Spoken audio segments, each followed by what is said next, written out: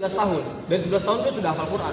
Masuklah ke TK Al-Azhar, kemudian SD Al-Azhar, Ibtidai, kemudian Tsanawi sampai ke SMA sudah Al-Azhar. Pas besok malamnya mau tes di Al-Azhar di Kairo. Beliau nggak mau ikut tes kan. Pura-pura matanya dikasih merica sama beliau kan. Pura-pura sakit supaya nggak ikut tes besoknya. Tapi sama bapaknya tetap ikut jadi tes di Al-Azhar. Sampailah beliau ada yang mengatakan selesai di alimiah ya, di doktoral di bidang bahasa, memang Lugo. Beliau orang Lugo ya, jurusan Lugo. Selesai di situ juga selesai di pendidikannya di ngambil doktoral ataupun alimiah juga di bidang pendidikan. Setelah itu beliau ngajar, setelah selesai dari kuliah beliau sini ya. Beliau ke kampungnya mengajar di Ibtidai Tonto, di Mahat Al-Azhar Tonto. Sampailah karir beliau bagus ya. Masya Allah.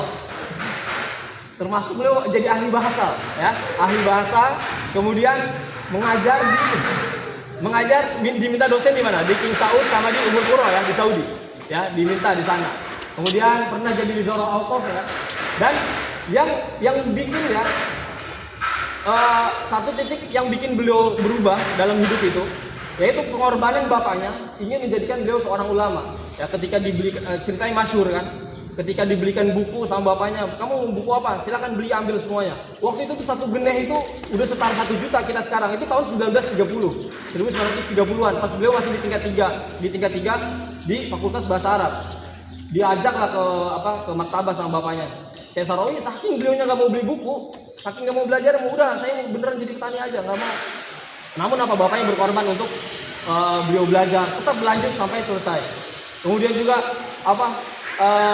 bagaimana beliau ketika menjelaskan kehidupannya, ketika ada rasa sombong ya, ditanyakan, ini ada 2 versi sebenarnya ceritanya. Ketika beliau ada rasa sombong terbesit di hatinya setelah misi, karena beliau tuh yang datang 1000-an orang, itu dimulai usia 60 tahunan. Usia beliau 60 tahunan mulai direkam sama televisi Mesir, masuk nasional, pengajian tafsir yang beliau sampaikan. Dan bahkan dibukukan kan, ada tafsir Sa'rawi, itu bukan tulisan beliau, itu yang mencetak dari Akhbarul Yaum, percetakan Akhbarul Yaum, semua yang beliau tafsirkan dari Al-Fatihah sampai Anas dijadikanlah sekarang tafsir As-Sa'rawi. Tapi itu yang nulis bukan saya Sa'rawi, itu dari percetakan langsung, dari percetakan Akhbarul Yaum, inisiatifnya mereka. Nah itu beliau kan setelah mengisi kajian ngerasa hatinya terbesit ada kesombongan. Sebenarnya masyhur kan ceritanya, ada 2 versi ya, ada 2 versi. Satu itu beliau yang membersihkan toiletnya langsung, Syekh Sarawi ya. Yang satu mengatakan tempat-tempat wudhu di kamar mandi dibersihkan sama beliau. Ketika ada marbot yang nanya, ya Musyekh, ditanya kenapa kamu mengerjakan ini?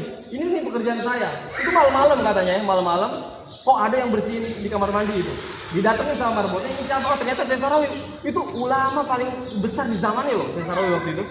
Pas ditanya kenapa kamu mau membersihkan ini, merasa di hati saya ada terbesit kesombongan. Saya ketika tadi mengajar ada terbesit di hati kesombongan, saya nggak mau hati saya ada terbesit kesombongan. Makanya saya menjinakkan nafsu yang buruk saya ini untuk yang hina juga, supaya hilang rasa sombong itu. Itulah sisi daripada tasawufnya Syekh Sarawi ya. Kemudian juga bagaimana ketika beliau menjelaskan